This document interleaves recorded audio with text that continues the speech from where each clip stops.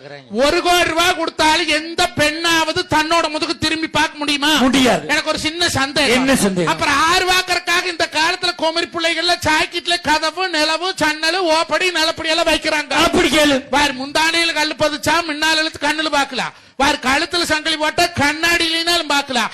என்னைக்கு லேடிஸ் பூரா ஆரி ஒர்க்குன்னு அரைப்படி கல்லெடுத்து முதுகுல அப்புனாங்களோ புருஷனுக்கு பூரா கிட்னியில கல்லு வந்து கிடக்குறேன்.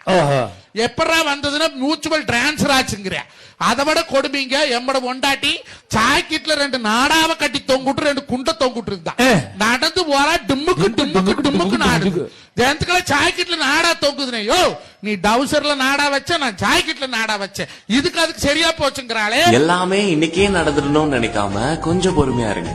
நடக்கும். நடந்துடாம எங்க போயிட போகுது? ஆசைப்பட்ட விஷயங்கள் எல்லாமே உடனே கிடைச்சிருச்சுன்னா அது மேல இருக்க ஆசையே போயிடும்.